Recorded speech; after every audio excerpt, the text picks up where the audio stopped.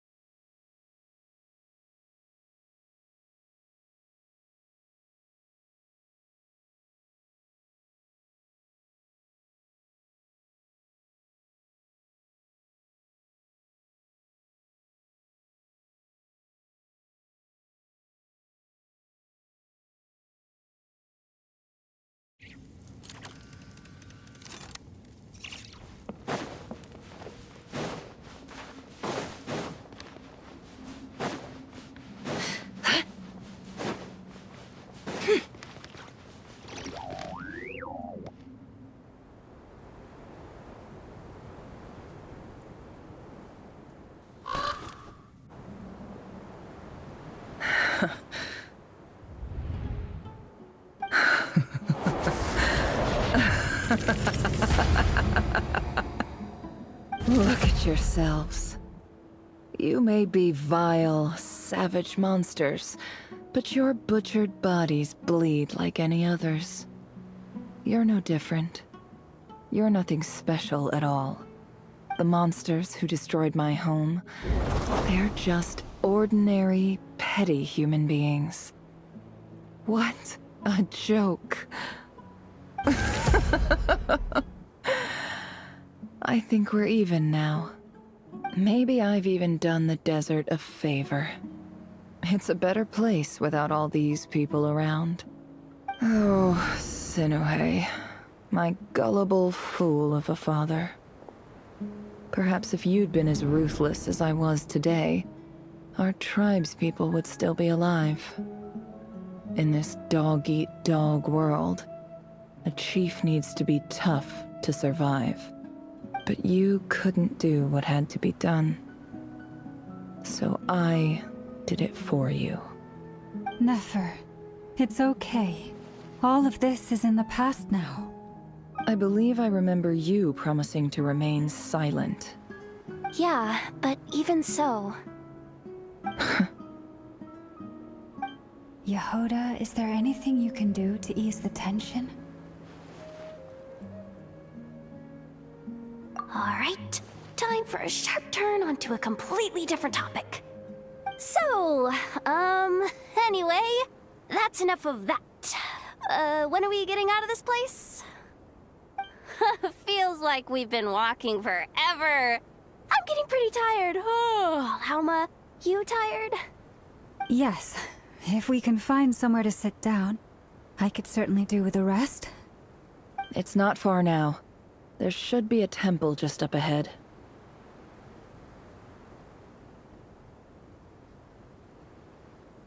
Yes. Really? A temple? That's where this story ends? I guess that's how things go in the desert. Desert dwellers can never escape their destiny. Or so everyone says. I never wanted to believe it, but looking back now, I'm as desert as they come. You mentioned a temple. What's waiting for us there? My biggest trade secret of all. Ah. Then I'm guessing it's where you got your power from. The power to peer into other people's minds. I didn't know you were clued up on any other religions. I'm no expert in the history of Sumeru, but since you come from the desert, I would imagine it has something to do with King Deshret. Sounds impressive. Oh, I know who you mean. General Mahamatra Sino.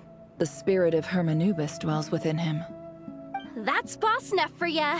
She knows everything. Sino's hardly a figure of obscurity, but I know about Sethos too.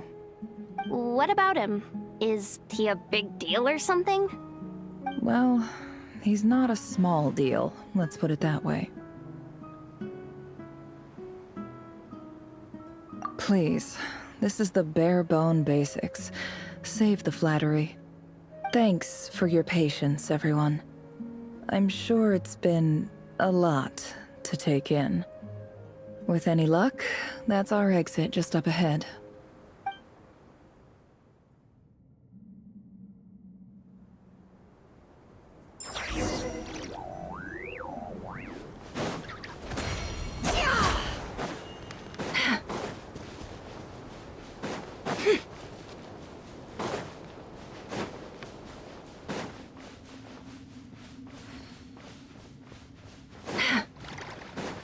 Allah.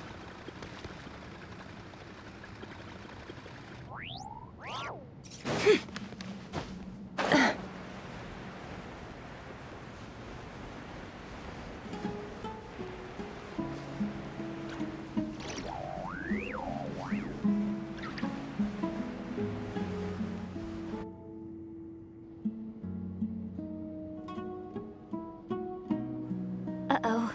Uh-oh. Uh-oh. I'm totally out of my depth here. I don't have anything to add about any of this stuff.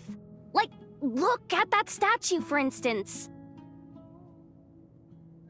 I want to do the whole name-dropping, this girl knows her stuff thing too, but I've never seen anything like it before.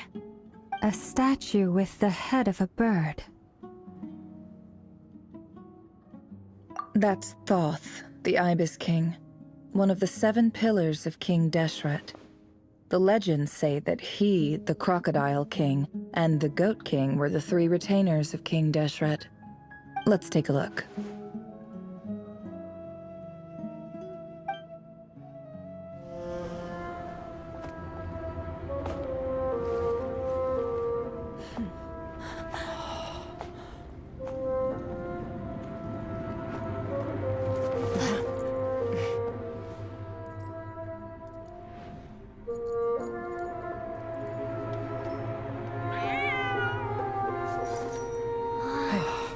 It's just Ashru. So, all is well?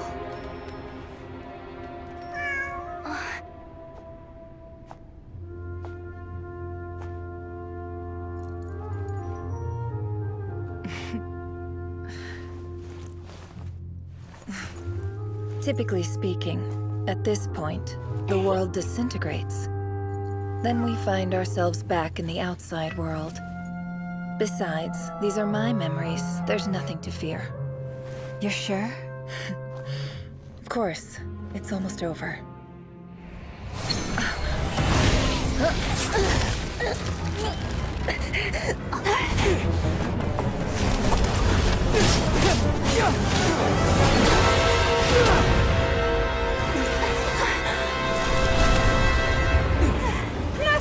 Hold on!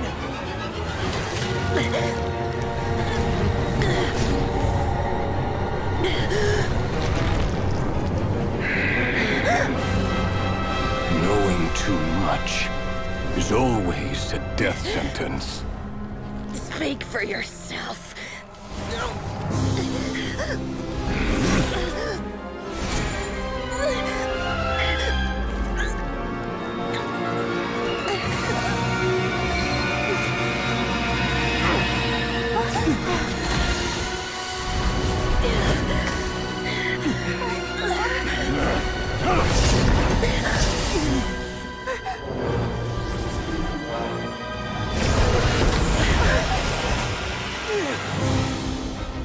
How repulsive.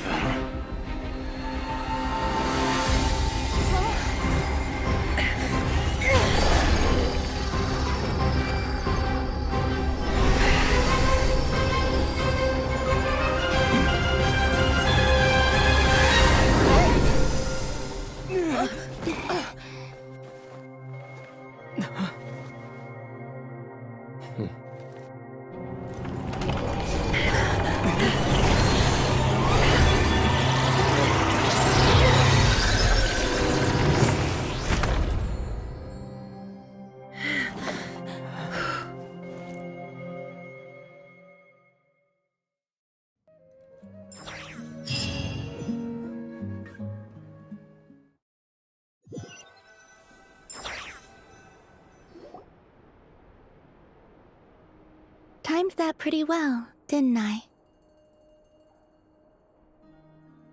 It's okay. I'm just glad no one was hurt.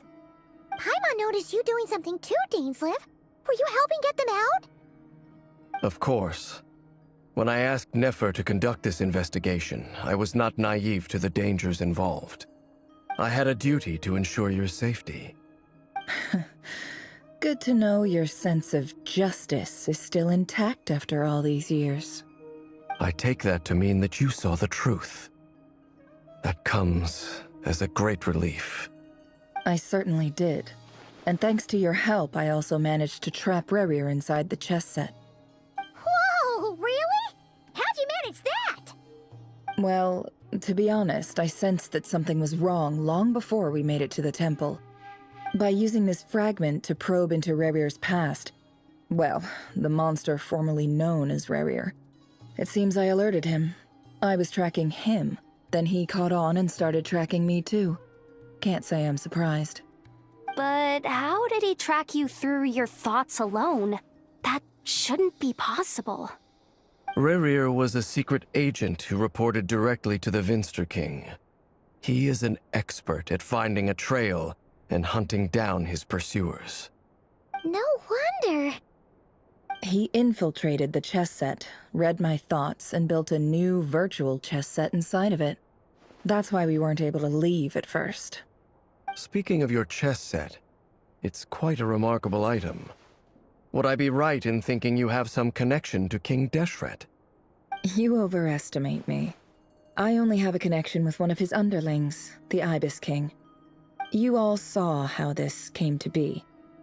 A long time ago, the Iab massacred my tribe, the Shimti, in our home village. A few years later, I enrolled in the academia, where some new information came to light. The Unut and the Iab fought a bitter battle over the rights to a well, all for the sake of a non-existent 50 million mora. The Iab ultimately won that confrontation, but their victory came at the cost of almost every warrior in the tribe. The final blow to the Iab came at the victory feast, when an Unut assassin beheaded their chief right before my eyes. The remaining Iab fled and have been scattered to the winds ever since. Having gotten my revenge, I returned to my hometown, where to my surprise, the nearby temple was still standing. There it was, seemingly immune to the relentless hostility of the desert, while my tribal home lay in ruins. As I stood there gazing at the temple, I noticed a cat just outside. This cat, as it turned out, was home to the spirit of the Ibis King. He led me to a gate deep inside the temple, and there he made a deal with me. This chess set is my gift from the Ibis King. The chessboard within is made to the same specifications as the one in the mausoleum of King Deshret, and represents his power of piercing analysis. With this chessboard in its container, I gained a certain ability to perceive hidden secrets.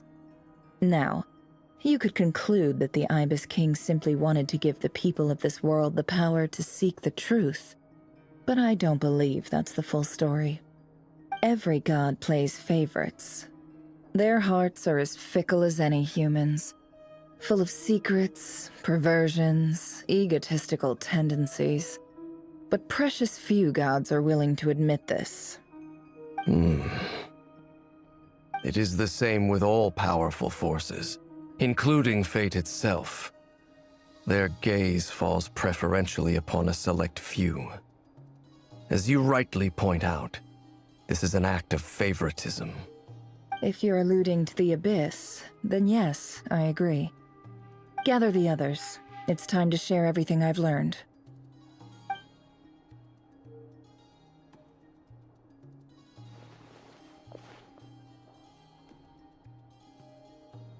Thank you all for being here. As promised, I did some further investigating into the Raker of Solnari's background. I am pleased to report that the investigation has been most fruitful indeed. The Raker of Solnari, real name Rerir, was once a Conrian subject who served the Vinster King. I will now share the important details of his story. Please save any questions or comments for the end.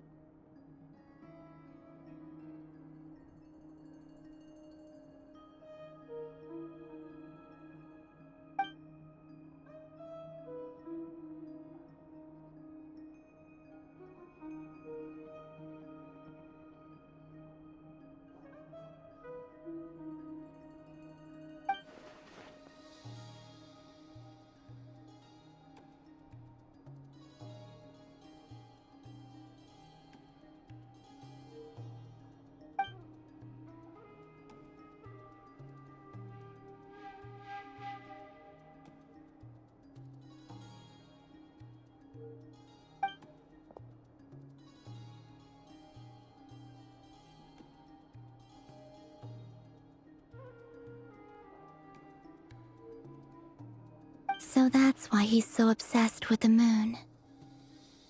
A tragic tale, to be sure. But it does not excuse his many transgressions. No matter how much Rerir suffered in the past, the fact remains that he is what we know today as the Wild Hunt, wreaking havoc upon innocent lives in Notcry. He becomes more dangerous with each passing day. If left unchecked, it is simply a matter of time before all of Tevat suffers the consequences. This is a threat that the Knights of Favonius cannot ignore. A question for Miss Columbina. Forgive me if this is presumptuous, but have you ever seen the spatial gateway that appeared in Rerir's memory? Never. But I have heard stories of something called the Moon Gate, and this seems to fit the description. Miss Lauma, any thoughts on this? In the lore of the Frost Moon Scions, the moon is believed to hold many secrets. Some sources speak of ancient knowledge, others of a gateway to the unknown. The term Moon Gate is one I have heard before, but as is the case with all of our legends, there are no records of any first-hand witnesses. We cannot know whether it truly exists. Then back to Miss Columbina. As a moon goddess yourself, do you have some idea of where the Moon Gate leads to? Not at this stage, sorry. I do hold the power of the Frost Moon, and my strength is recovering well. I can sense that the gate would open at my command, but... But there's more to the power of the Frost Moon than that? Yes.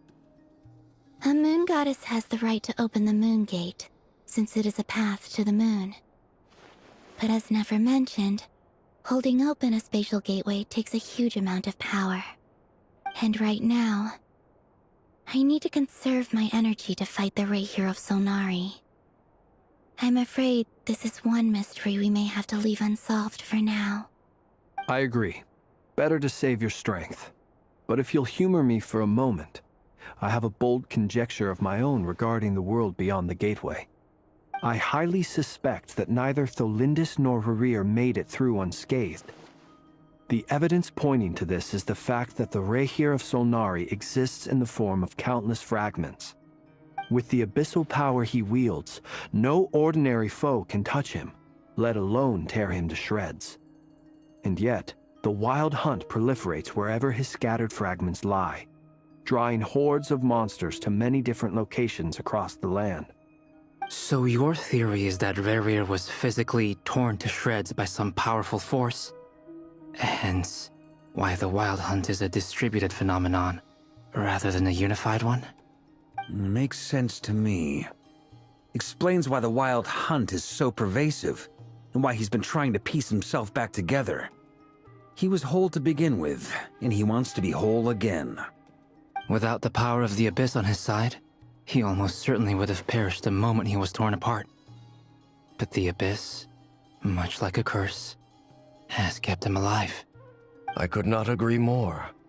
The power of the Abyss is most surely a curse. It is a compelling explanation, and one that accords with my present understanding of Abyss creatures. Whether the life form in question is primitive or advanced, if a curse has extended its lifespan unnaturally, it will continue to survive in spite of everything. This raises some interesting questions. I will run some experiments and see if there is any validity to my suspicions. That being said, regardless of whether my research bears fruit, I would like to thank Miss Nefer for conducting such a thorough investigation. Already, it has greatly enriched my understanding of the entity we face. My pleasure, Mr. Albedo. I too hope that the information I have shared today proves useful as we look to formulate the next stage of our plan. Hey! What is it, Dainsleif? You look really upset! It's just... when I think of the man I once knew as Rerir, I struggle to understand why things had to turn out like this. The two of you used to be friends, didn't you? I don't know if these words will bring any comfort, but my heart goes out to you. Mine too. We can never know all the hows and whys of the way things are. The moon and stars are full of untold secrets and lies, and the skies are host to many more mysteries than these alone. Yet, none of that can begin to compare with the complexity of human life. Those are the first comforting words I've heard in a long time. Thank you, both. Well, I think this is a good place to end today's meeting. I'm sure Nefer needs some time to recover. She's been through an awful lot today. That's very thoughtful of you, Loma. Of course. Sounds good to me. Take some time to rest and digest before we reconvene to nail down a plan.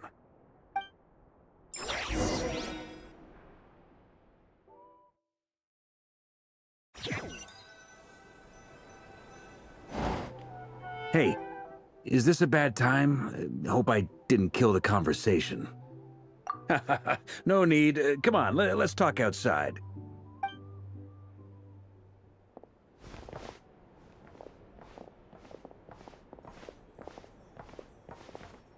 Anyway, Nefer went back to the curatorium to get some rest. But before she left, she shared some things with me that I thought you should be aware of. Firstly, although she managed to trap the Raker of Solnari inside her chess set, there's no guarantee that the power of the Ibis King is any match for one of the 5 sinners. Their powers are beyond our comprehension. It's only a matter of time before he finds a way to break out. We have to come up with a plan and take care of him before that happens. Honestly, my mom figured that might be the case. So, how long have we got? Well, I asked her that same question. She talked for a long time, but for the most part, it seemed like she was trying to convince me how precious her chess set is. What a long and storied history it has.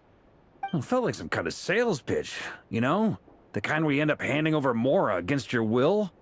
Anyway, after all that, she finally answered the question. 2 days, at most. 2 days? Holy moly! Can we even recruit enough help in that time? That remains to be seen. Which brings me to the second issue. Dainsleif is obviously conflicted about this whole thing. But given how little time we have, there's no way we can pull this off without his help. You have some history with him, right? Do you think maybe you could talk to him for us? Great. I appreciate it. All right, on to item 3. So, Albedo, Durin, and I put our heads together and came up with a plan. Can't promise it's gonna work yet, but at least it's a start. We figured we'd bounce the idea off you first. We'll explore it further once everyone's recovered. Oh, Paimon's dying to hear this. All right, so here's what we're thinking.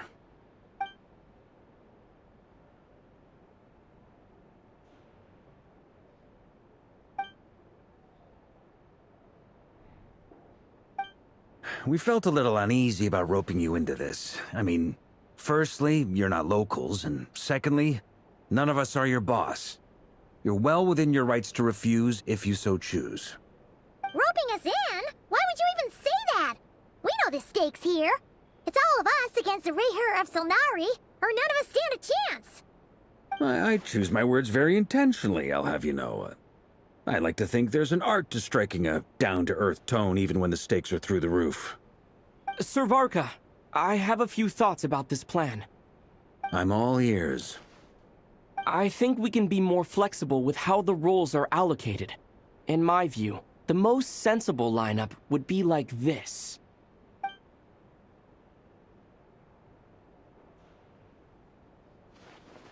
I see your point, yeah. But if that's how we're going to approach this, you'd better make sure you're ready. To be clear, I don't doubt your abilities. Far from it. I just want to make sure. Are you really willing to take all this on? I want to do everything within my power. The Rayher of Solnari is a truly fearsome opponent, and if I do my part, it'll greatly reduce the risk for everyone else involved. Well, that tracks with what I've heard. Jean's mentioned in her letters that you're so diligent it's almost abnormal. As in, most people weigh up the risks and rewards in situations like this. But you seem to just march towards danger without a moment's hesitation. Of course, everyone appreciates a fearless pioneer. But all that aside, I'm the Grand Master of the Knights of Favonius, and you're our honorary knight. I want to make sure your courage doesn't come at the expense of your safety. Thank you, Sir Varka. I should be the one thanking you. It means a lot to have you on board. I'll give some serious thought to your suggestions.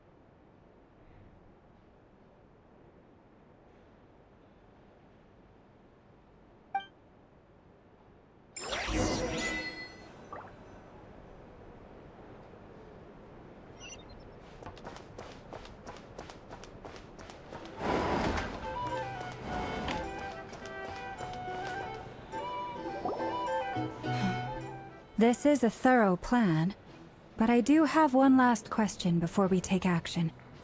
How can we be sure that our enemy won't leave the designated area? Great question. Albedo's been hard at work analyzing Rerir and the Wild Hunt's behavioral patterns.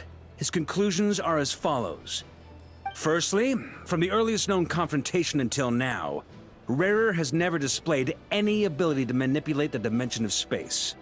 So it's unlikely he has any power in that domain. Secondly, he seems to have a particularly strong vendetta against our group. If we put him in a fight-or-flight situation, he'll choose to fight every time. Thirdly, finally, and most importantly, he is consumed by hatred, both for the moon and for his enemies. Turns out, we tick both of those boxes. We have a reincarnated moon in our ranks, and a spy who accessed his private memories without permission. He'll be baying for blood, not looking to escape. As someone who's had their fair share of interactions with the Wild Hunt, those all seem like valid observations to me. Understood. Then I will defer to the verdict of the group. Well, everyone, that's the plan in full detail. Albedo and Durin are carrying out their part as we speak. Plan approved. Scheduling. Okay, any firepower you need, I got you covered. Let's light this baby up. The Frost Moon Scions are behind you as well. And the rest of you?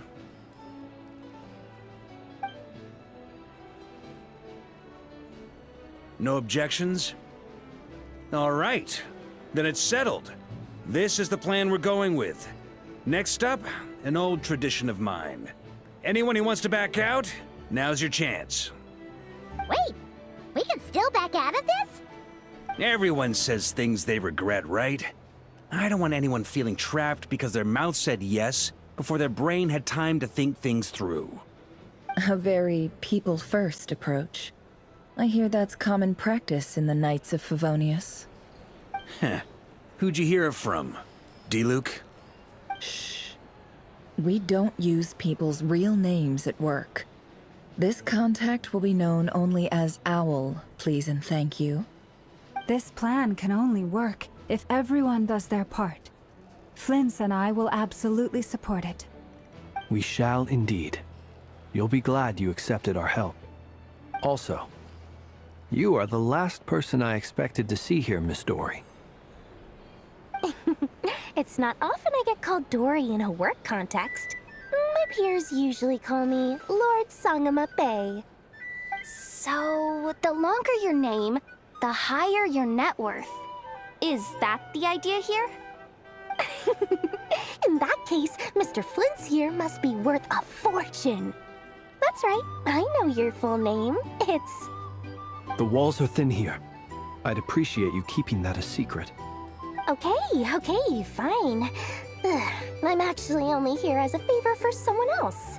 Do you have any idea how much it would cost to hire me otherwise?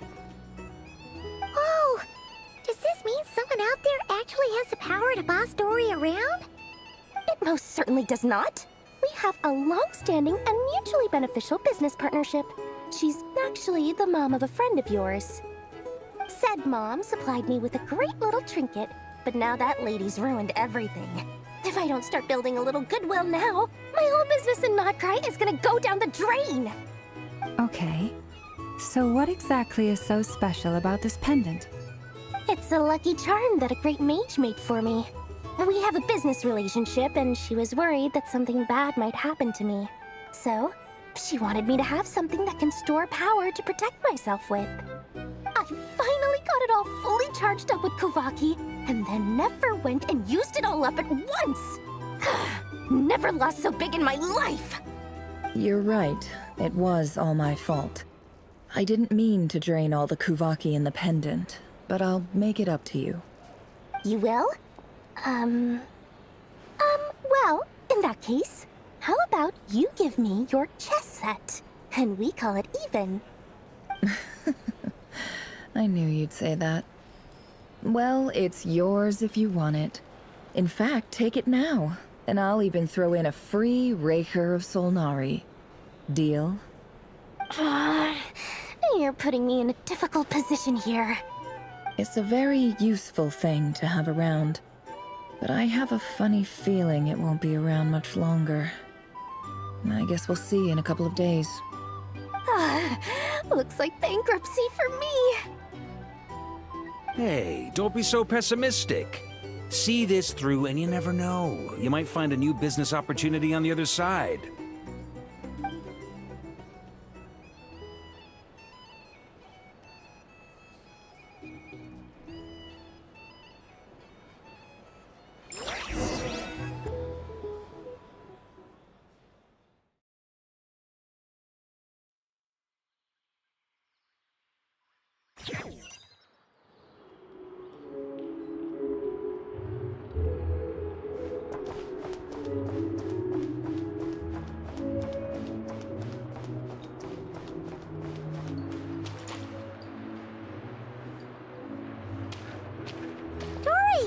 How are things going?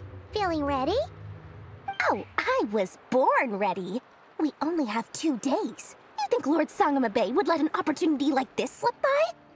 Don't forget, when something's in high demand, the people with the goods on hand get to charge the highest price of all, even higher than the sellers taking advance orders. Ta-da! See? It's right here.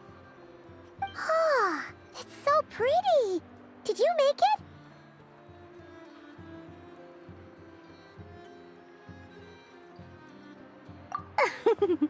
No, I have a supplier.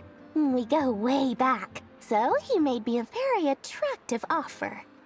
Aha! No wonder you were talking about lucky charms at the meeting. You've been getting Kaveh to make them for you. That's not the full story. It actually started a while back as a project between me and the Dendro Archon.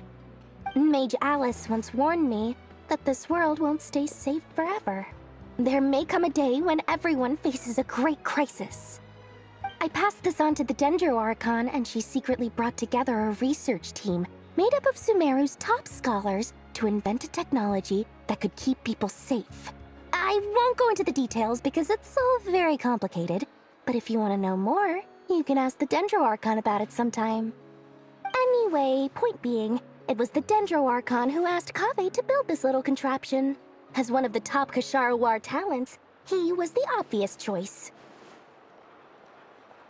Took him long enough. He stressed over it for ages. Must have gone through at least a dozen designs before producing a final product. But that's Kaveh for you. Marak delivered it to me a couple of days ago, along with a letter from Kaveh. Could I ask why I'm sending this technology to you? And what's your proposed use case? Has it been approved by the relevant authorities? So nosy. My fault for sending him the research permit to begin with.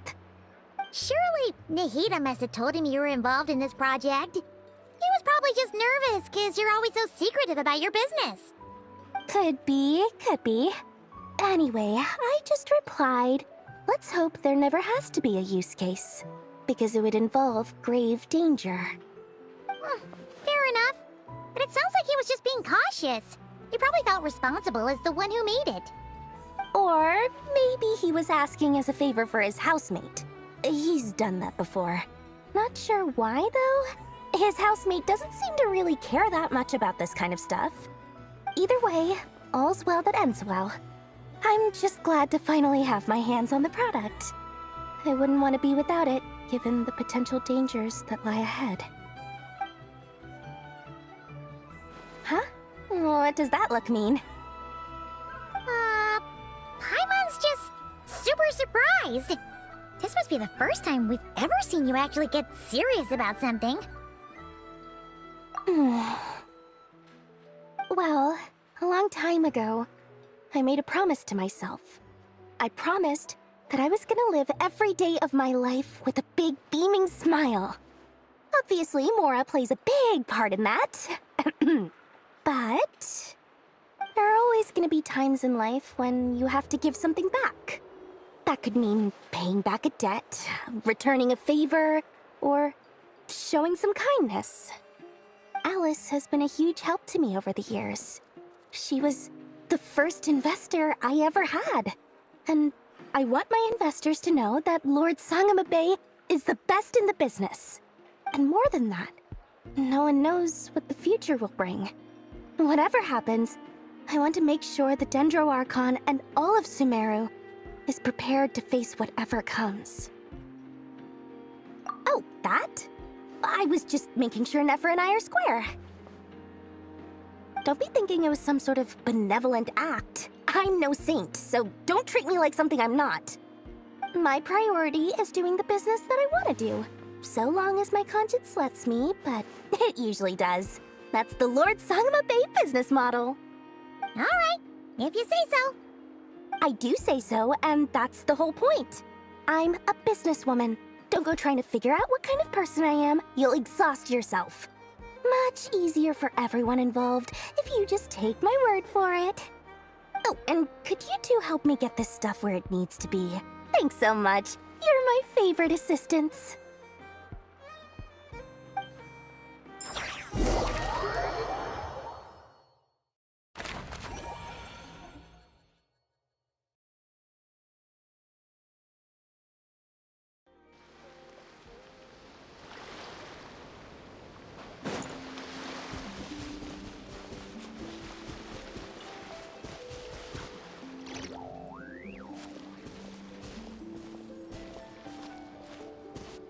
Traveler, Paimon, it's good to see you. Everything going smoothly over here? Sort of. As you're probably aware, Varka, Diren, and I captured some abyssal creatures from the Wild Hunt. Per the plan, we dissected and analyzed some samples of these creatures. The process went very smoothly. The findings, however, come with some troubling implications. What? You can actually dissect the Wild Hunt? That depends on your definition of Wild Hunt and dissection. Harmless, lifeless. These words are accurate descriptions. The Wild Hunt is an interesting phenomenon. In and of itself, it doesn't seem to possess anything akin to a human personality. But taken as a collective, the medium through which the Wild Hunt is summoned does appear to have a soul. Master griped a lot about the wise Horoptotire, and seemed somewhat fascinated with the Faust Certology.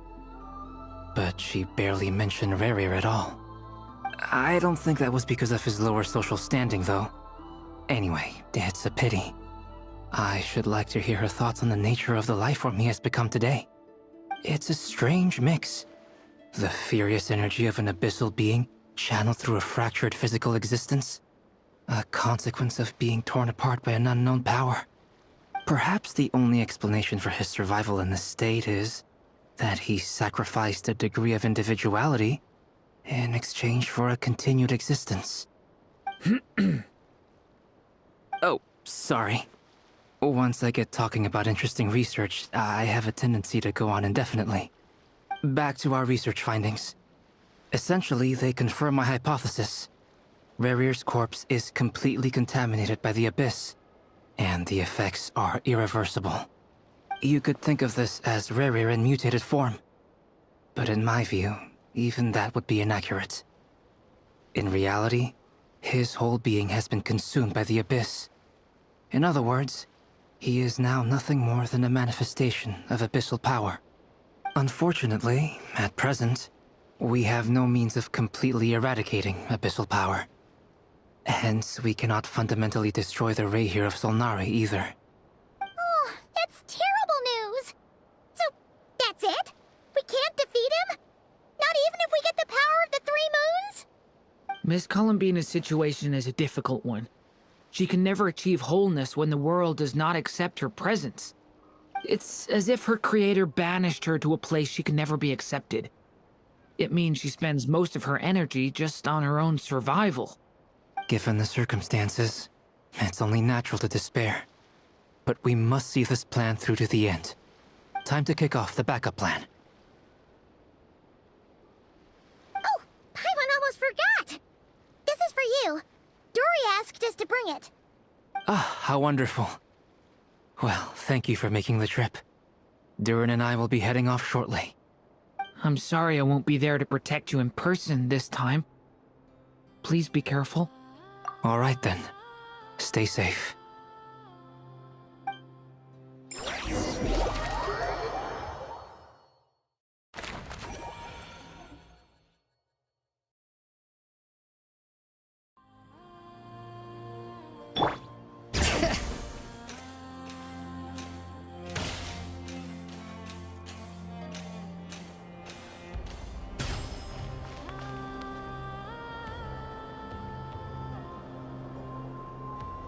Miss Lauma, is everyone here? Yes. The fate of my flock is in your hands, Grandmaster Varka. Please keep them safe. My lady, what are you saying? Within the next 24 hours, we will face the biggest crisis the world has ever seen. This is not a burden that we deserve to bear, but I believe that we reap what we sow in this life. So I intend to act. I must do what I think is right. For me, that means fighting for the future of Nodcry. This gentleman is the Grand Master of the Knights of Favonius, Varka, Knight of Boreas. In my absence, please follow his lead. Hey, everyone. Guess I should introduce myself. Well, to start with, I know my way around a battlefield. Biggest strengths are honesty and hard-workingness. Anyway, point is, I don't intend to let Lauma down. I'm gonna do everything in my power to keep every last one of you safe and sound.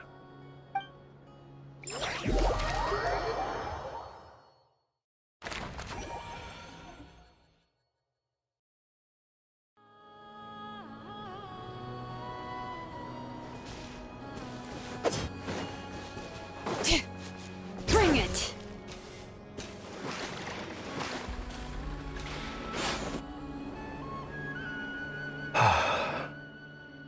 Something on your mind? Miss Columbina, was it? I believe that's how the others addressed you. That's right. Names are funny things. Have you always been called Dainsleif? Yes. I take it your own name has a more complicated history. I have a different relationship with names than other people. To be honest, I'm not even sure that Columbina is my name. At least, not in the same way that Dainsleif is yours. But it's what everyone calls me, and I go along with it. A lot of my life has been that way. I get so used to things that I forget to question why they are so. I never used to think much about where names come from, or what they mean to people. Maybe something's wrong with me. You're different from other people. I sensed it the first time we met. You're more perceptive than most. I'm sure your long life and rich range of experience explains that. Do you ever find yourself missing Conria, Mr. Dainsleif? Difficult to answer. I have dreamed of the past many, many times. Sometimes I'm fighting tooth and nail. Other times I'm lying on the ground, defeated. I don't recall any happy moments from that time. It has been too long. Is that because hatred survives longer than love and affection? That would not be for me to say. I make no excuses for the grudges I bear. But whatever the reason, I remember little that was beautiful or sentimental. Thank you for your help with the Rerir situation. Without your efforts, I never could have learned the hidden truth of his story. You're welcome. I know he's your friend. Friend? He betrayed me. And I never really understood what he was going through in life. Some friendship, that is. Okay. So, do you plan to fight him with us? You see, you're torn. Now you know what really happened. You see the things he's done in a new light. I need some time.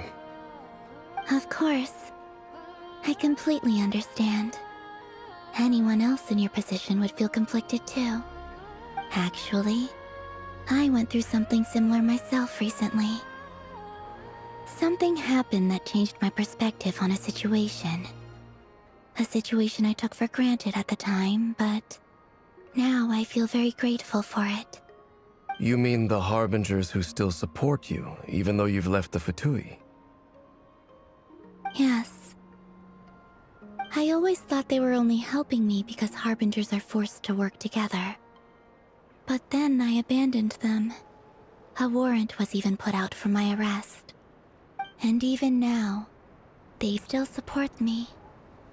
Which means I was wrong about them all along. Clearly, they view you as a friend. I feel a little guilty now.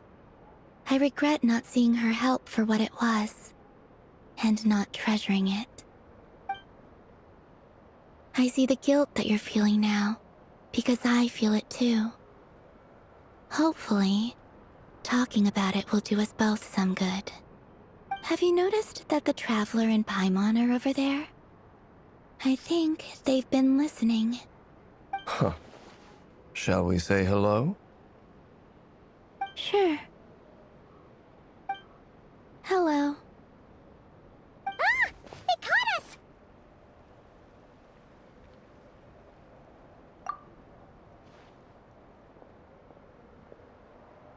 I apologize for making you worry. No doubt you wish to know where I stand on the plan to take down the Reir of Solnari.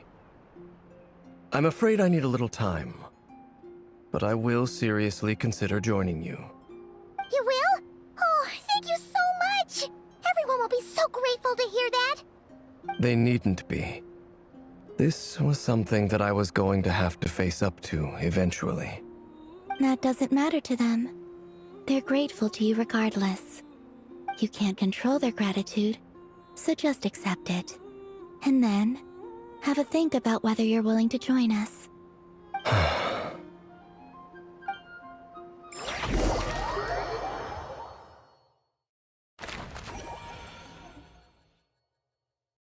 It's nearly showtime! Let's go rendezvous with the others. You know the place.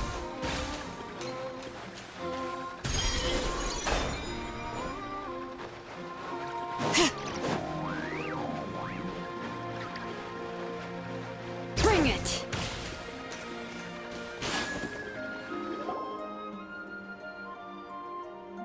Ah, you're earlier than I expected. Hey, Flint's! Been waiting here long? Not too long. I came a little early so I'd have some time to think. Are you nervous about the battle? Quite the opposite. I'm reminiscing on my past battles. When I was awakened by the Radniki, I had not touched a weapon in many years. I felt like the battlefield was not where I belonged. But after waging war against the Wild Hunt for so long, I came to realize something. A life of absolute peace is simply not a possibility for me.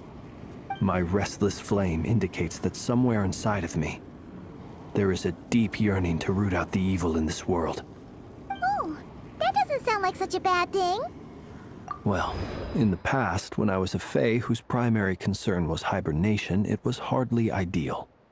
But it certainly serves me well here in the present. And I am delighted to be able to join forces with you in this endeavor. Looks like I'm not the first to arrive. Ah, Miss Lauma. Did you sleep okay last night? I struggled to settle down at first, because of the nerves. But don't worry. I got enough sleep in the end. I'll be just fine. Please, I'm just doing my part. Never! Over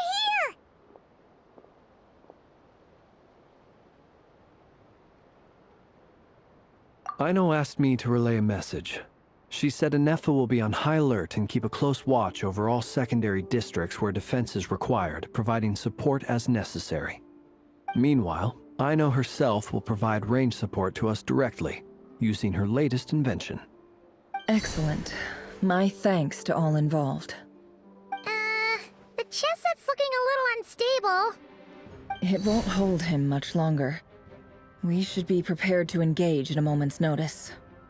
No sense sitting around waiting. Let's make the first move while we still have the option. I agree. Paimon, find a safe hiding place. Got it! Be careful, Traveler! I will.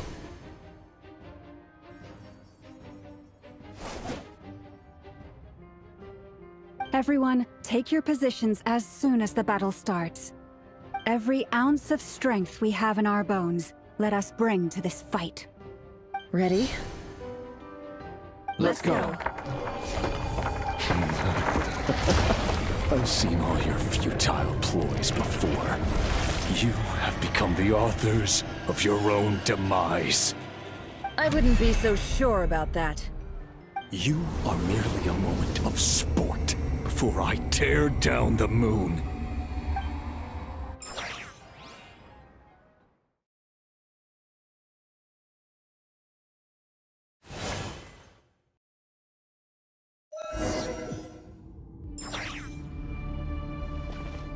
Stay on. Moonlight betrays you. Yep, you too. Let me help you guys. Is this!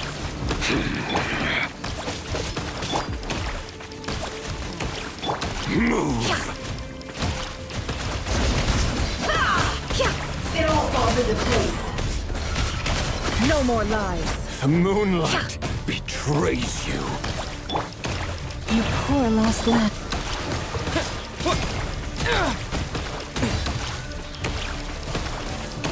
Be silent. Close your eyes. Night falls. For the everlasting forest. Stay your hand. The mystery unravels. Can't hide the truth. Time to come clean.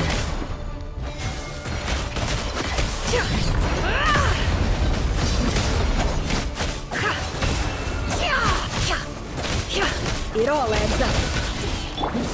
Go! Yeah. Wipe out! The moonlight betrays you. Be silent. Night falls. Down! By the frost moon of old. You poor lost lad. Seek within. No more. Futile! Shameless. Time to come clean. Water jet! Hunt him down! Observe. Close your eyes. Night falls. It began with the moon, and so shall it end. The moon will protect you. The moonlight betrays you. Move! Water jet!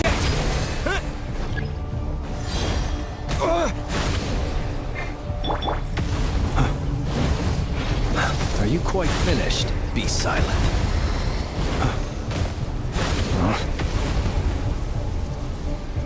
Do you see now?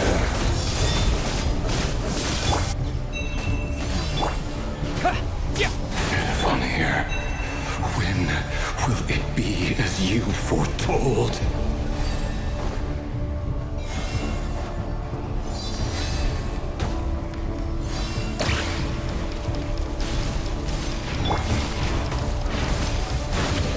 Water jet!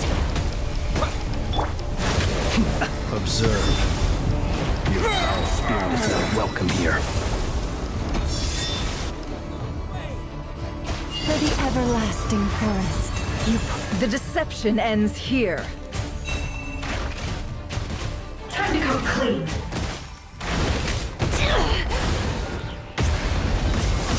Beware the creatures of the night. Be silent. Move! Forest, protect us.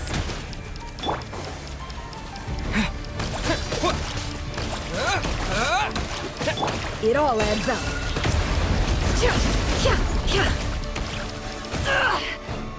No more lies. Seek within. It all adds up.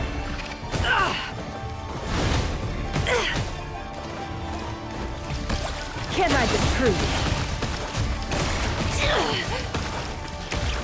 The moonlight By the betrays frostmen you. of old. Observe. Close your eyes. To dust. Move! You poor lost lamb. No more lies. Absurd.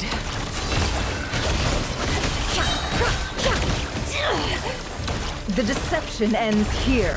Can't hide the truth. Your moonlight of heroics is over. Who wants to go first? The moonlight. Great.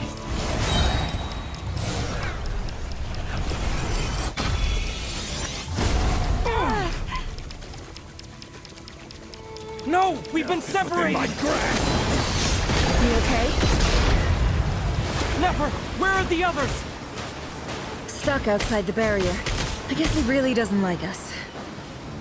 I told you before.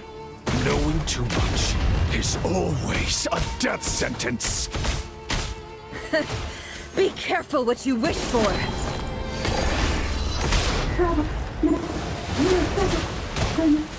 Lauma! Can you hear me? Silence. The voices are gone. But at least I know they're still there. I need to focus. Stick to the plan. Remember my most important task. Just keep stalling him. If I can stall him for long enough, the moment will come.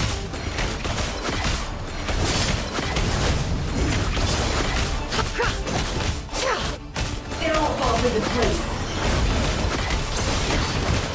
How unfortunate. It all adds up.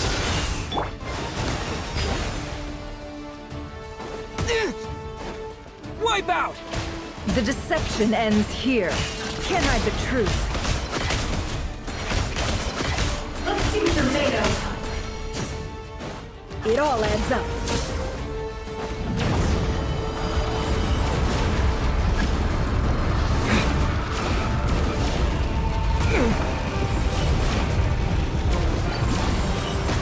I've got this!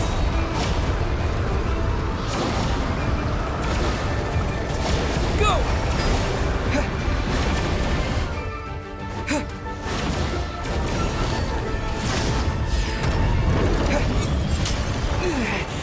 You just broken in my grasp. I can't keep this up!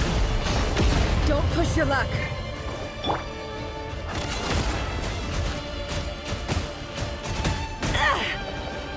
Time to go clean. Can't hide the truth.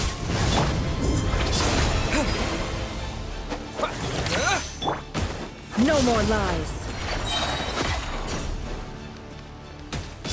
Bombs away! The mystery unravels. It all adds up. Time to come clean. No more lies. Time to come clean.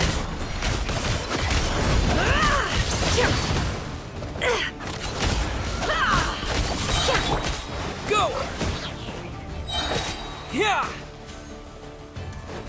The deception ends here.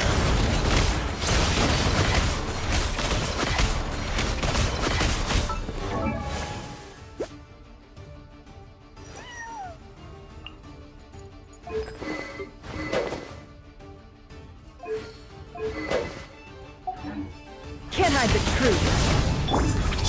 Go! Yeah!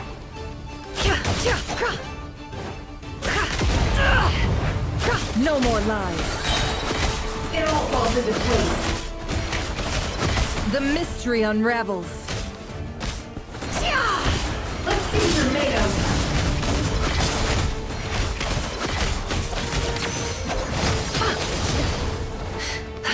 Can't hide the truth. It all falls into place.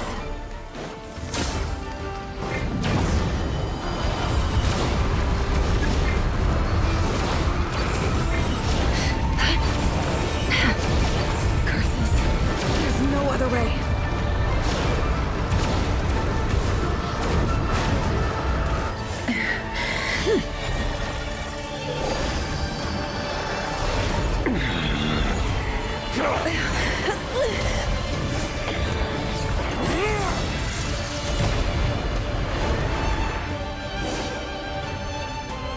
The only way to defeat Rarer is to borrow his own power. That means Columbina will have to disappear while you two bear the brunt of his attacks. You have to hold on. Find a way to keep him focused on killing the two of you.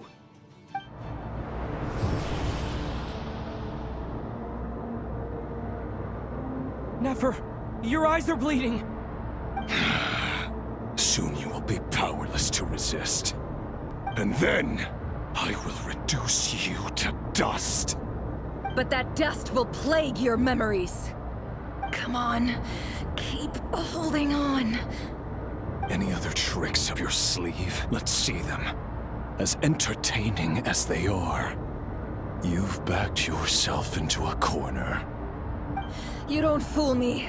I see your fear clear as day. I have to stoke his rage.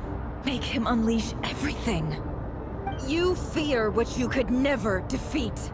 You fear the thought of never being able to save your beloved. You cannot win the fight against fate, Rarer. Is that what you think? Well, now it's your turn to feel afraid!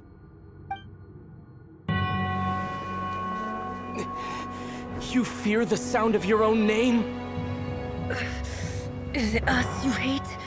Or is it what you've become? Let's see what becomes of you!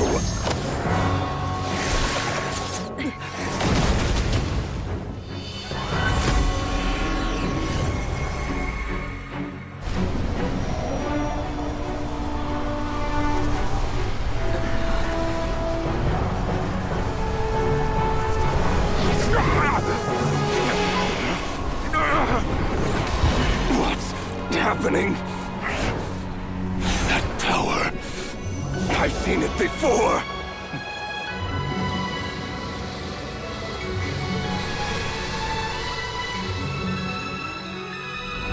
His power is on another level. We'll need to use an alchemical array to convert his power into a usable form. Then quickly channel it into Columbina, rendering her powerful enough to compete with him. I'll join you. I can help. If I release enough abyssal energy into a confined space, it'll create a potential difference, allowing us to extract a huge amount of elemental energy. Next, I'll synchronize with everyone's minds using Pyro, then give you temporary access to their abilities and fields of view. But it won't last long. Can you see? Well enough.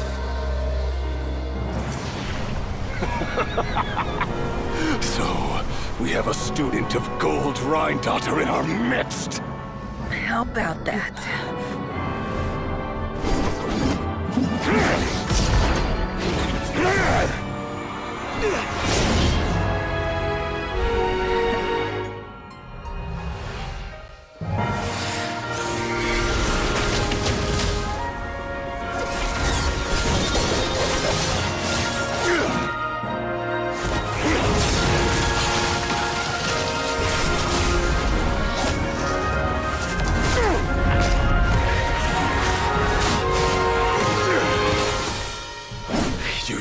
my own power against me? Just like how you stole Kuvaki. Look familiar?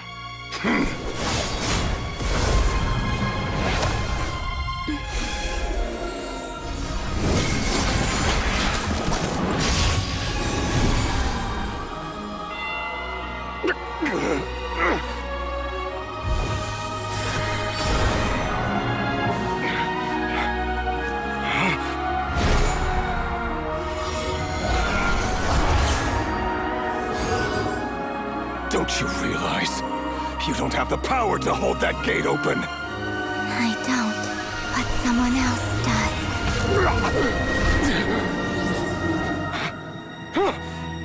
Goodbye, Rerir.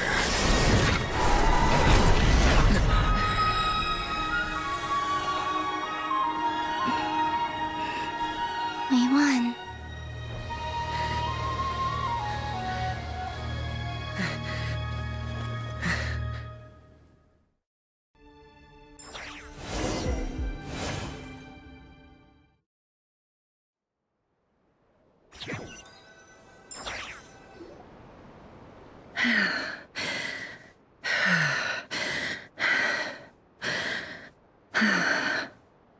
Nefer, how are your eyes?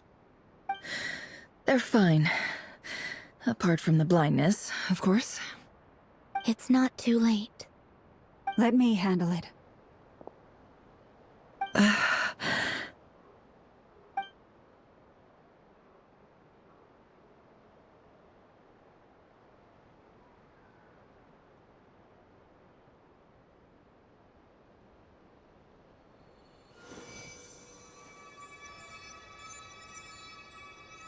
Miss Nefer, it's not like you to lose your composure. That was the most reckless thing I've ever seen you do. Reckless how? The situation was critical. Our lives were at stake. We had to do something. Even so. Okay. I guess you're right. Under the circumstances, it was a wise decision. You traded your eyes for an incredible victory. In business terms, I suppose that's a huge return on investment. I'd be hard-pressed to argue otherwise. Still, I don't like this outcome, and I don't want you to lose your sight for good. People suffer when they make sacrifices they shouldn't have to make, whether that means faith, strength, or in this case, your ability to even see. I had hoped you could win without sacrificing so much as a single hair on your head. Thank you. Really. All done. Don't try and open your eyes just yet. We'll see how you're doing in a couple of days. Until then, please follow your recovery plan to the letter. I'll send full details through Yehoda. For now, just get yourself home, relax, and rest. My dear friends, we have fought bravely and achieved a spectacular victory. A dark cloud has been lifted from the skies of Nodcry. All in this land will be grateful for what you have done. The moon will remember this day. Thank you both.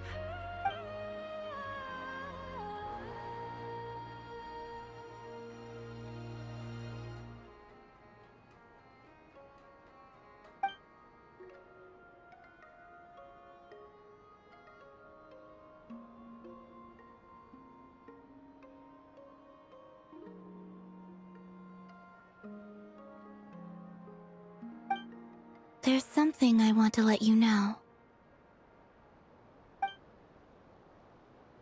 What is it?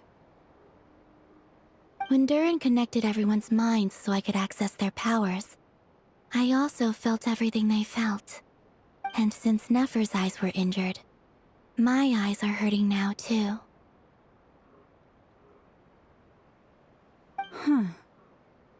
Hold on. Let me try. I only feel the pain. There's no actual damage. I just thought I should tell you. You're right. There's no damage. That's a relief. But I must say, I'm surprised to hear the Kuthar share something like this with me. In the past, you never used to open up about yourself. Things are a little different now from how they were. I'm learning to share how I truly feel with my friends. Friends? You have no idea how glad I am to hear that.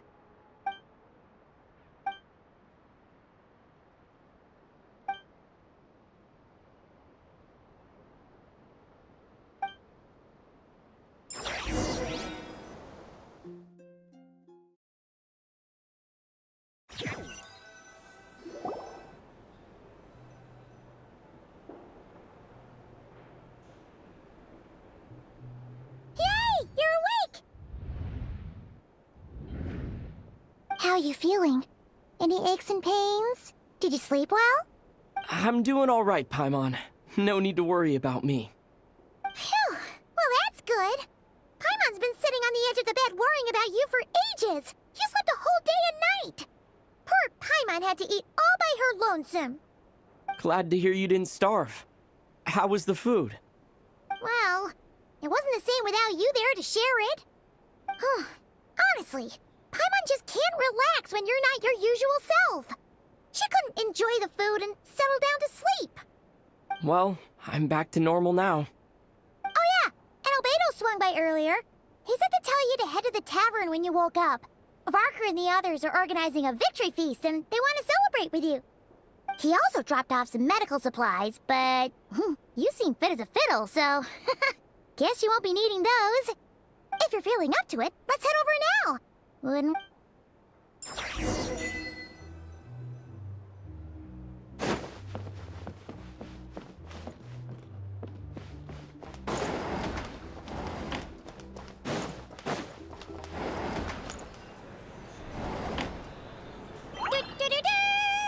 We're here! Traveler and Paimon! Perfect timing! We were literally just saying how there's no way we're holding this victory feast without you any longer, and we would have postponed it till tomorrow. How are you feeling today? Much better. Thanks. Don't... Relieved to hear it. If that changes, just let me know. Happy to check you over at any time. Yep, we're here for you. Anything you need, just let us know. Oh wait, where's Nefer? How are her eyes doing? Nefer's right over there. I'm sure she'd love to catch up with you.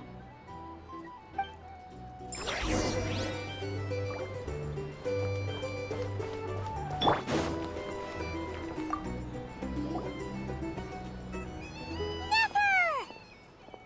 Traveler, Paimon, are you recovering well? Turns out that moon chanter has some real talent after all. My eyes were mostly recovered after just a couple days rest. I can actually open them again now. Yeah, but you gotta be careful. Lauma says not to strain your eyes while they're still healing. Yes, thank you. I'm well aware. Yehoda, could I borrow you for a moment? I could do with an extra pair of hands. Oh, sure. Coming. Did you hear that? I gotta go help Lauma for a second. You guys chat among yourselves. I'll grab us some drinks on the way back. Paimon, you still like 'em sweet? You bet! Make it extra sweet, cause Paimon's earned it! Sure thing!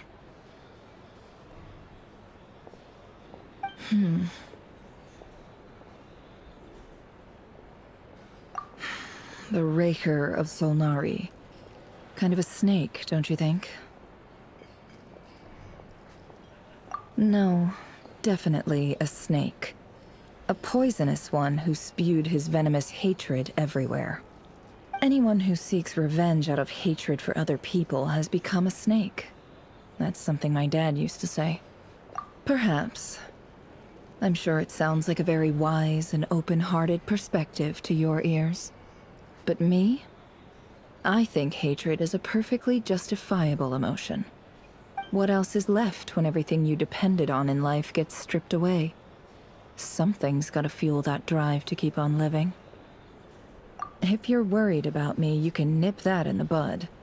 I'm not someone who gets stuck in the past. It's just... I suddenly feel like I was wrong to call my father a liar. He was just a fool. That's why the academia turned their back on him, and why the other tribes ganged up on him.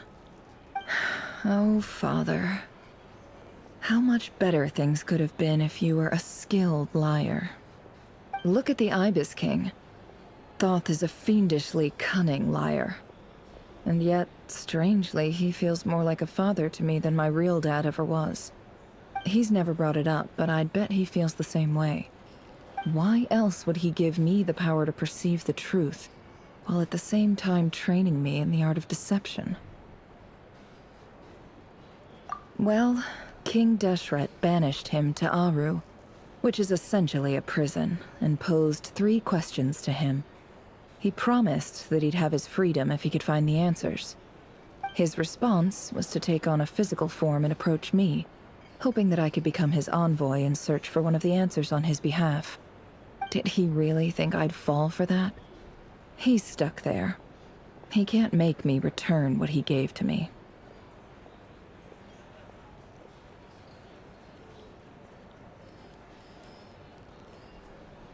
So that's enough for you to decide he's nice, is it? He's a prisoner, and he was scared. So he decided to perform some good deeds to win people's approval. He lives in fear because he's a deceiver. How is Rerir any different? You can't work as a spy your whole life and expect a happy ending. It's preposterous. Yet I can't say I don't understand it. Liars live in the darkness of their own making, but it's still human nature to want to go on living. They say that a liar's soul is the most worthless thing in the world. What do you think? Good. If you understand that, it means you're smart, and you see things objectively. If you ask me, the soul of a liar really is worth nothing, because all they care about is themselves. For example, when something good falls into my lap, I don't go sharing the news around. Stops other people trying to steal it from me.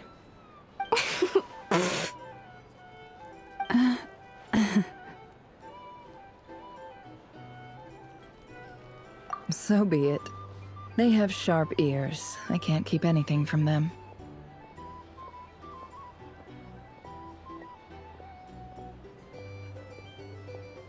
Oh, is that what it looks like?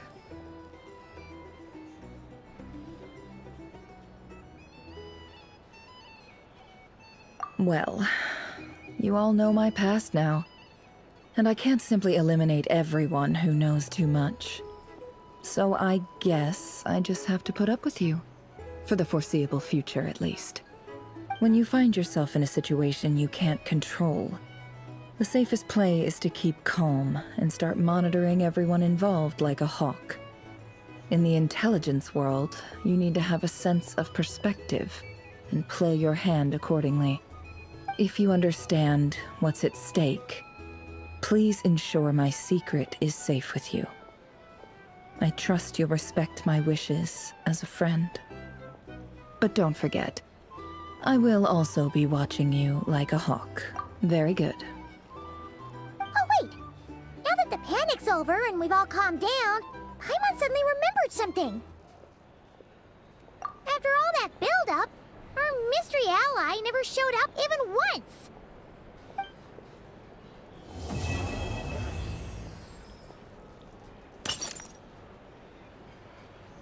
Huh? Am I imagining things?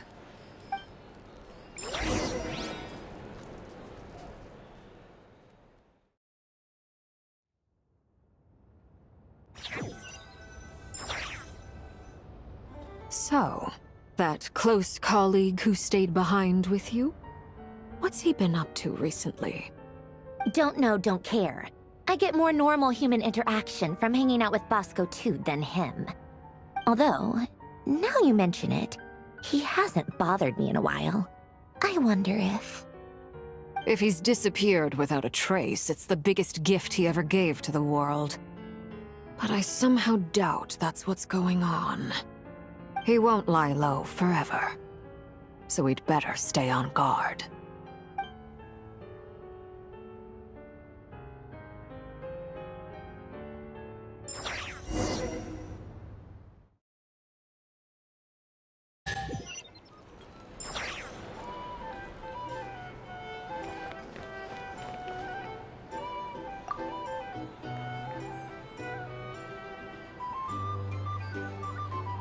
Ah, Lord Sangama Bay.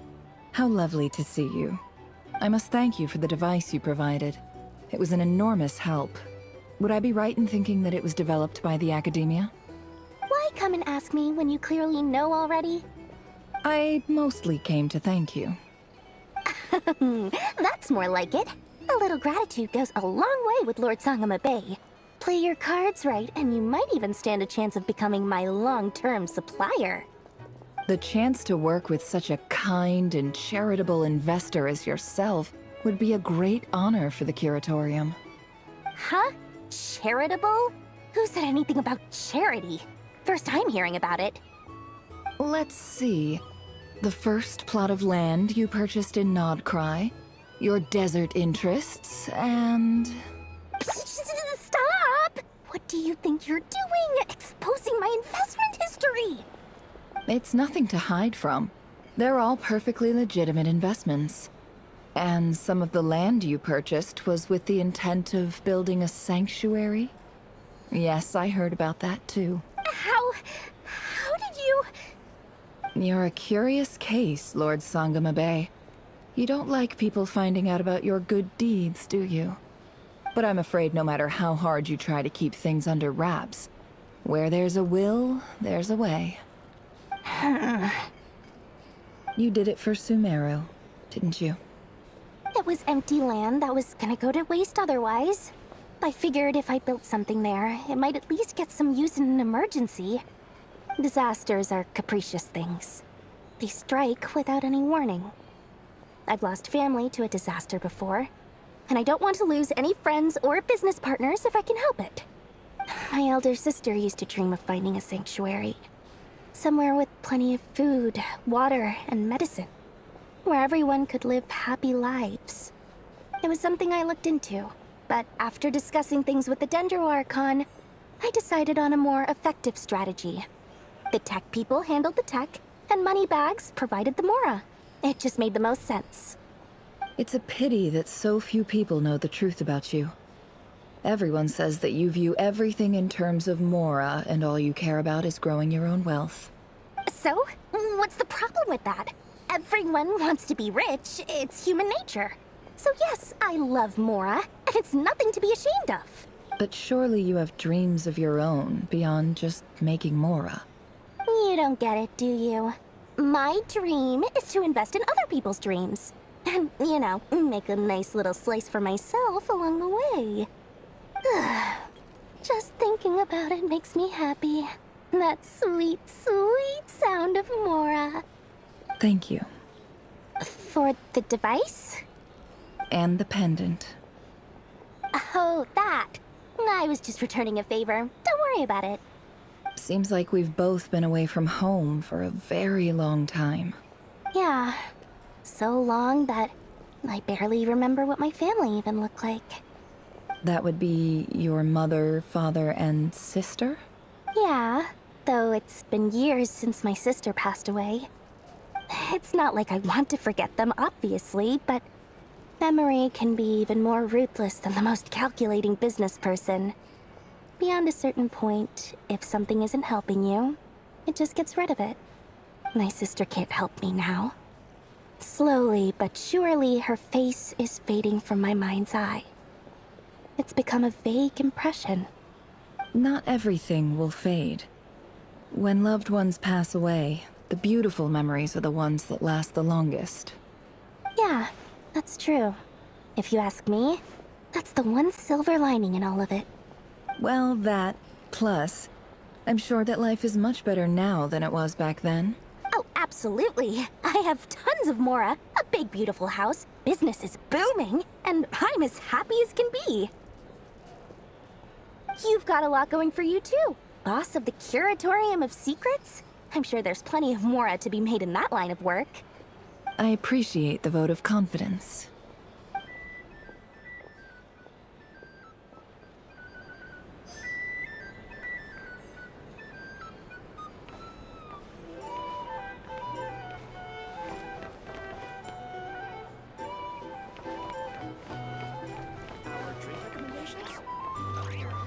The drinks? Or some information? Either way, I'd be happy to oblige. How have you been holding up? Any adverse reactions?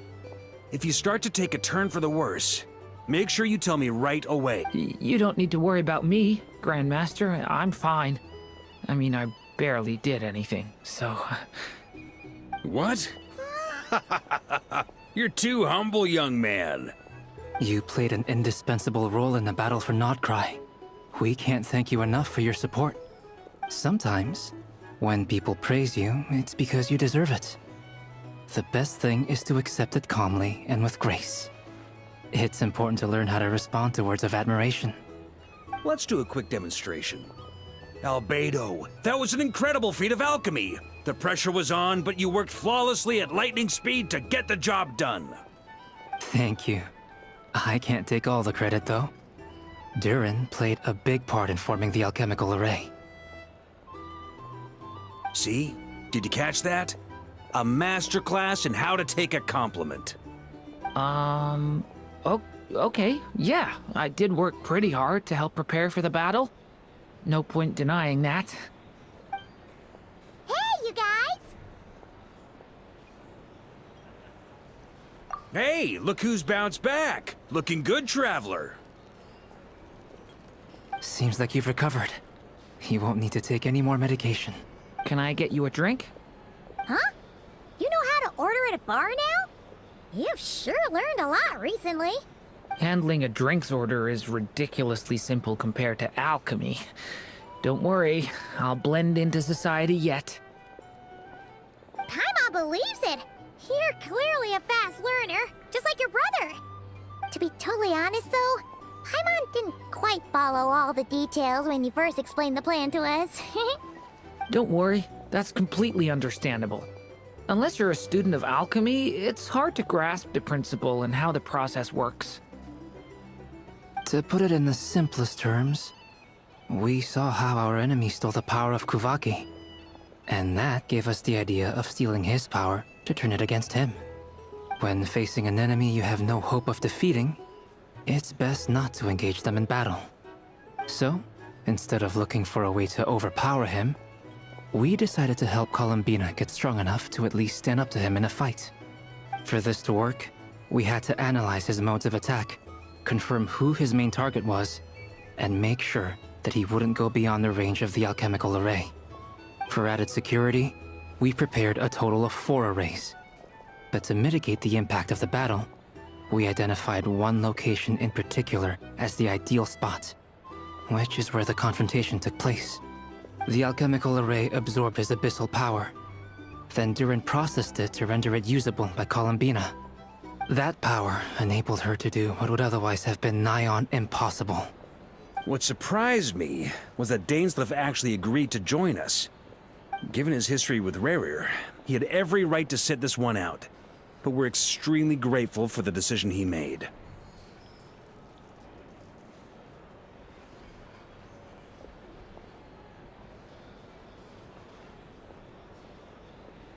It must have been a painful choice to make.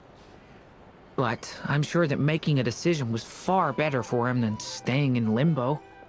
Absolutely. He was torn between 2 paths, but in the end, he made his choice and stuck to it resolutely. He doesn't strike me as the sort of person who'd stay trapped in limbo for long. Anyway, however you cut it, everyone gave a stellar performance. And now, it's time to kick back and celebrate.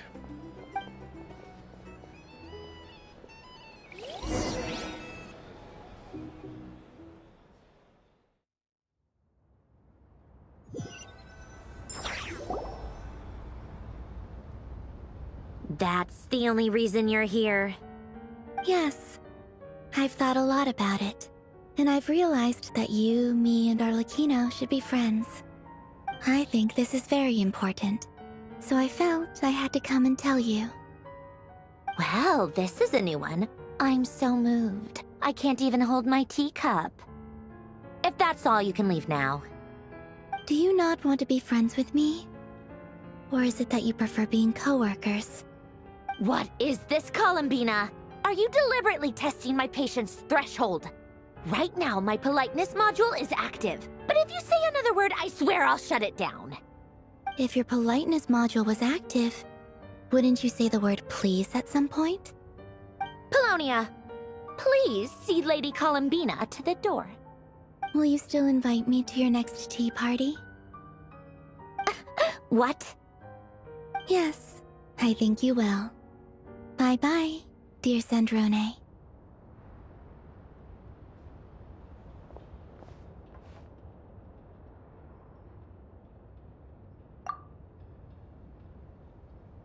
Last time, the Wild Hunt escorted you out. Would you rather I handled it myself this time? We just wanted to, see how you were doing now that it's all over. Why? Out of concern for my safety?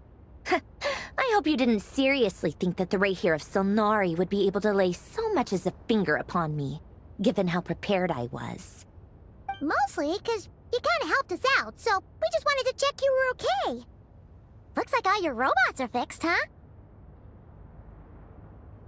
Oh, don't you worry about that. Tea time is already a write-off.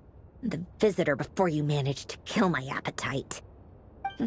If you're in the mood for tea, go ahead and help yourself. Otherwise, it's going to waste. My coasters are still missing in action, though. Use this notebook instead. Whoa! Pretty hefty notebook. Look at all those calculations. You can ignore those. They're just dumb scribblings. I doodle and write in my free time. Sometimes I remember the distant dreamlike past. Sometimes I imagine the far-flung future. And other times, I grit my teeth and note down all the crazy nonsense going on in the present. Some people do the crosswords in the newspaper. This is my equivalent of that. Trying to predict the future is like daydreaming, and writing about the present just makes me furious. The past is my favorite. If nothing else, it's already set in stone, so I don't have to rack my brains trying to figure it all out. Huh. Although, having said that, the only vaguely interesting memory in my past is probably that guy they call Lord Artificer. Who else? Pretty much all the mecha in Fontaine are his personal handiwork. Wait, are you saying you know him? Like, personally? As a friend? I mean, I guess we were friendly enough. Yep. In fact, I'm probably the only normal person left who knew him at all. We used to chat occasionally back when he was still around. Before he passed away, he asked me to destroy all his manuscripts.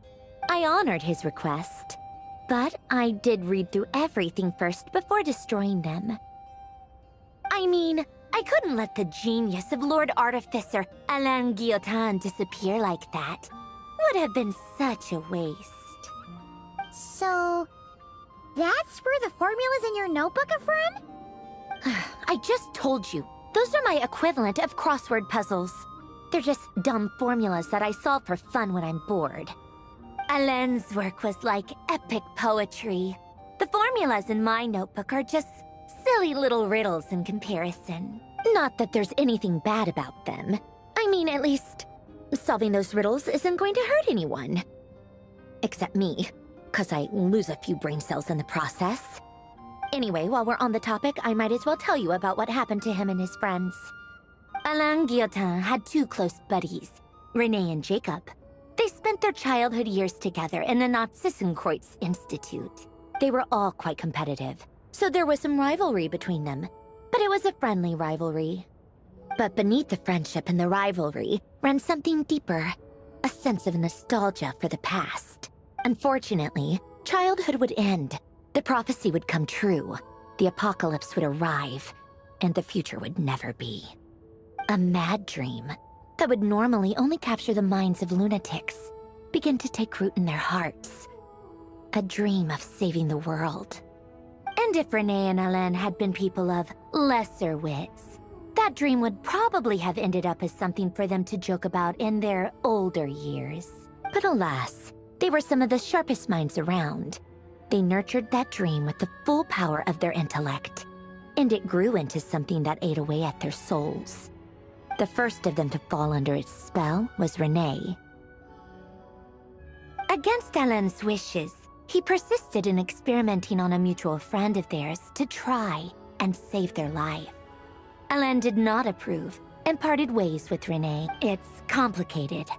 Alain wanted to believe that Renee only did what he did for the sake of their friendship. But when he told me about what happened, I could tell he still had some suspicions about Renee's motives. Perhaps the seed that would grow into a nightmare had already sprouted in Renee's mind. Even then. The next time they met, Renee's soul had been completely engulfed by the dream of salvation. His futile attempt to change the tide of fate only resulted in a wave that swallowed up the world, even before the apocalypse came. And although that wave died down eventually, I hear that it just recently came back with a vengeance. As I understand, Renee wanted to live out his dream of salvation once more. But I'm told that the attempted resurgence finally died out for good.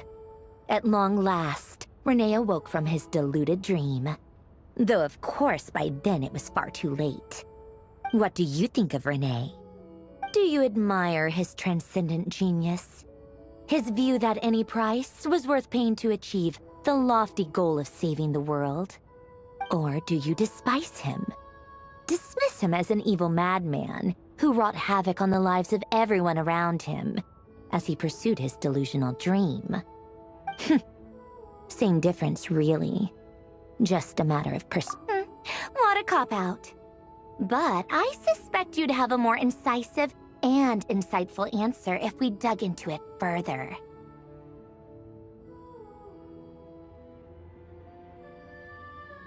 I don't like fanatics who give up their whole lives for their ideology. Nor do I like fools who let their delusions take control. Maybe I could understand if Renee had just been an ordinary person. But he had a sage-like intellect. And still managed to get himself lost in the labyrinth of his own desires. Anyway, that's enough about Renee. Now, moving on to Alain Guillotin, the Lord Artificer. He managed to put a stop to the first storm whipped up by Renee. But after that, Alain lost his friends and family. To his credit, I suppose, the loss of his family and friends was purely a tragic accident. It's not like Alain sacrificed them for his cause or anything. After that, the only thing supporting his work was the same dream that had dragged his closest friend down to the abyss. But although the desire to save Fontaine drove him to found the Fontaine Research Institute, Alain continued to reject any form of transcendental knowledge or power. He was suspicious and fearful of it, having seen the way it had affected his closest friend. I think that formulas and machines derived solely from human intellect were the only thing that gave him a sense of spiritual comfort. Yet Alain's intellect was simply too great. It barely left him space to breathe in his lifetime. Once he realized that the end of his life was approaching, he finally accepted the truth. The Nazissenkreuz Institute needed someone, and a human being, to see its story through to the end. He quit working on his formulas, trading them in for the fairy tales that had played such a formative role in his childhood, but which he barely touched in his adult life. He told me that the director of the Nazissenkreuz Institute used to read those fairy tales to the children as bedtime stories. Apparently, they worked wonders at sending kids off to sleep. I think that all he wanted at that time in his life was to be able to sleep deeply without being plagued by depression. By that point, nothing else really mattered. At the very end, he laid down to rest in the ruins of the former Nazissenkreuz Institute orphanage, while the Fontaine Research Institute he had founded continued tirelessly with its work. Many years after that, tensions over competing dreams would once again cause a rift, this time between members of the Fontaine Research Institute. But the actions of those fools had nothing at all to do with Alain. And that is the story of two people from the Narzissenkreuz Institute who both wanted to save the world. One went all in on his fantasy of salvation without ever looking back, and ended up calmly sinking to the bottom of the deepest sea. The other sought desperately to burn bright in his life, even though he wasn't sure where he was going. I do sometimes wonder, why is it that people like them have such grand hopes of saving the world? Even the grandest tree starts as a tiny seed. So perhaps, for each of them, their mission to save the world began with a very simple desire: to save themselves. They were young children with friends and family who mattered to them, desires to explore the meaning of life, ambitions to have a successful career. They didn't want to see all of that taken away in one fell swoop. Or maybe they just wanted to find something to anchor themselves within the chaos, to stop them getting quietly swept away by the storms of life. But instead, the search for their own salvation took them down the rocky road laid out by fate. Do you think the desire to save oneself is enough of a justification to try and save the world?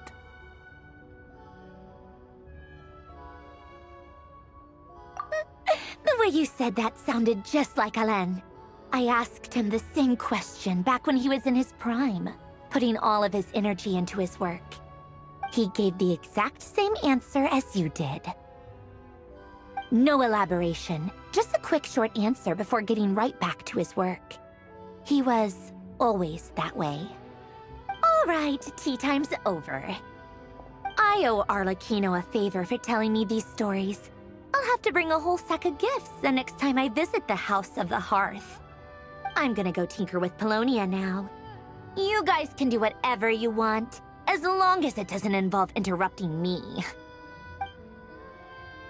Polonia, exit hibernation mode. Begin diagnostics.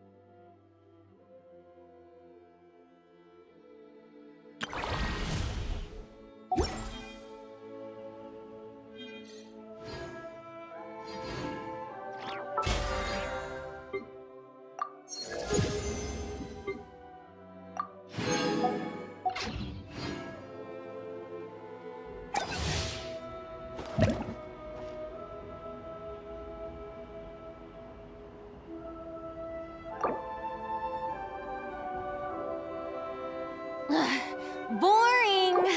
Isn't there anything else?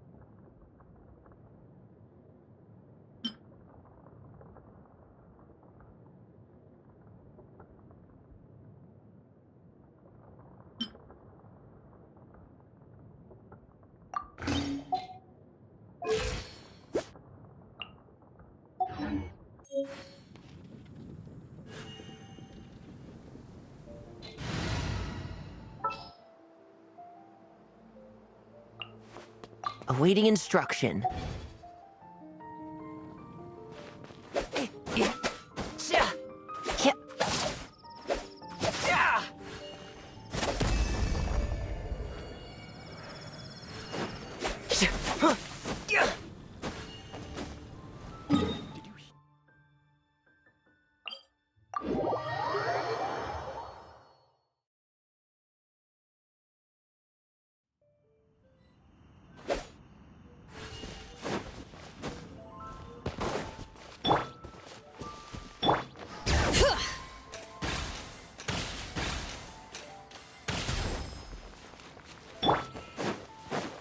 Show no mercy!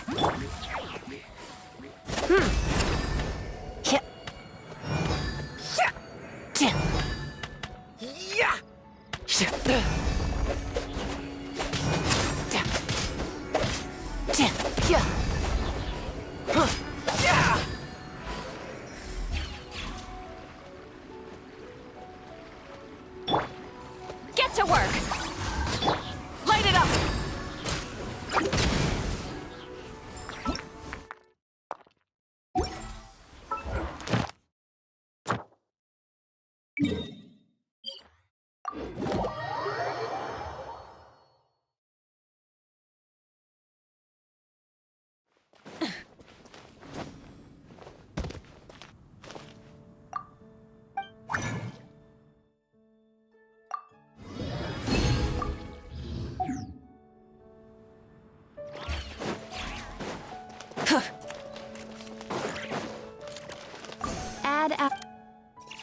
Thank you for...